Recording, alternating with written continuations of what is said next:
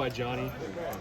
Jonathan, doesn't really matter. It is Jonny. Okay, that's. I saw my wife sent me something and she's like, it's Joh or something Nnie. I was like, no. I saw the Nnie. Yeah. No, it's just Johnny or Jonathan. My mom would prefer Jonathan. That's why she gave me the name, but Johnny's fine too. So we got to make the moms happy.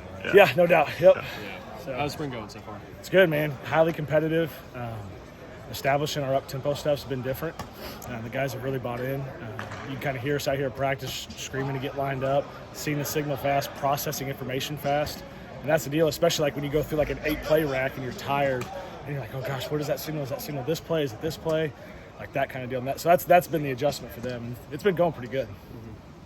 What's it like working with Preston and Tanner? What are you seeing from them as far as their demeanors? 2 pros, 2 guys that love ball. 2 guys that ask really good questions in the meeting room. Their attention to detail is really high. They're guys that like respond to each other, talk to each other. And that's kind of been the big coaching point. It's like, hey, you guys come together in the room, help coach each other, see what you see, because you're the guys on the field. We're just the coaches in the background. You guys say, hey, I saw this. Maybe you should look at it like this way. And that's been a comforting thing for us in our room. It looks like there's a lot of choice routes on deep balls, between deep balls or comebacks. Obviously, comeback seems to be a big part of your guys' offensive philosophy. I guess how much of that is chemistry building right now between receivers and quarterbacks? That won't be established till probably the first week of the season. That's how long those take. So it's one of those deals like doing it over and over again, and then the guys getting in the room and the quarterbacks and the receivers talking and going, hey, look what you're seeing here. This is what I'm seeing from my vantage point. Maybe you should sit it down. Or maybe, hey, you should take this on a skinny, right? That kind of stuff. So when you look at a quarterback competition in the spring, they're both learning a new offense. How much do you look at the competition side of it right now, or is it just making sure that each one's doing what they need to do? Yeah, a lot of it is like, do you know your assignment, that kind of deal. But the thing I like is we have them call, like we're no huddle offense, but we do have them call them out from the sideline, huddle up by themselves, call the play, take charge of the offense, leading them out on the field. Like we're evaluating all of those kind of things, not just like, hey, did I do everything right on the play and all that kind of stuff and a guy bust, right? Like what does your leadership look like? Can you get guys to follow you? All those kind of things. That's really what we're looking for. What's the feeling out process right now between the offense and Coach Simons, and how's the battle going? I know the first day pads, Luckily, we had a couple pre-spring kind of stuff. We got to see a couple viewpoints of stuff. But you come out here and you got ends dropping to flat. You got all stuff going on, and we're like, okay, hey, let's watch it by formation, by play, so you can see the looks and you can start kind of getting a picture built in your mind of like what to expect. Coach Simon does a good job. It's very unique defense. It's something that we hadn't seen before. And so for us to start training our brains as coaches, okay, hey, here's some answers for you of this and this and this, that kind of deal. So it's been good.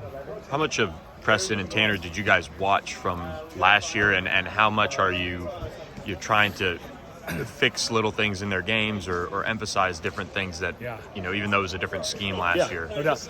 I went back, we watched their high school tapes, and then we watched Oklahoma from when he was there, and then we watched the fall camp from last year. So I watched every rep before we started spring ball. I watched every rep of fall camp, and just to get a feel of how the guys were and what they were seeing. I know they're not running our concepts, but some of them they are. I'm just looking at footwork, decision-making, what happens after they throw a pick? Are they down? Are they up? Like those kind of things, just to kind of get a feel for who they are as a quarterback. How fun is it, though, to have the weapons that they have to work with? I know, lost a couple big ones, but there's still a pretty full wide receiver room. Well, we got KYP, right? Know your personnel. They get up there and they're like, okay, hey, I got this dude over here. On him on a choice, I'm probably going to take that guy. So it's been pretty nice for them to have some big options out wide. For a non-coach, one of the things we kind of noticed is how drastic some of the comeback routes are. Yeah. Working back to the quarterback. Yeah. I guess what is the benefit of that for a non-coach? Yeah, so when we work those, we call them dimes, when they're working all the way back, they're just working back to protect the quarterback, and they come all the way back to the line of scrimmage. Instead of breaking something off at like 15 or 10 yards where a guy could drop underneath, we can actually beat droppers and run all the way back to the line of scrimmage. So it kind of gives a quarterback a little bit more protection as they're coming back. Does it take a kind of a good timing or good decision making? Because I feel like it also is like pick six risk. Risk. Yeah, there's no doubt. And so what they have to understand is like, hey, most of the time I have some kind of like maybe max protection or something like that built in, so it allows me to wait for that guy to come to the zone area, right? So kind of like a safety valve. Yeah, that kind of thing. Yeah, that's right.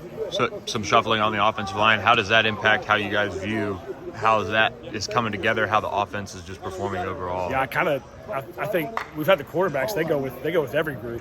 They'll go 8-play racks with 2 different offensive lines, and so it really, for them, I don't really think they even notice. Maybe the center, right? Like who's snapping the ball. You got to know who's snapping the ball. But other than that, it's not been a drastic change.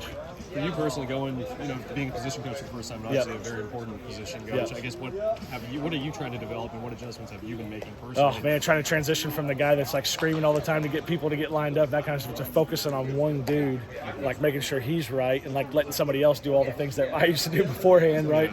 And so that's been the biggest adjustment. Trying to get everybody else say, hey, this is what we need here, this is what we need here, and just focusing on the quarterback. So.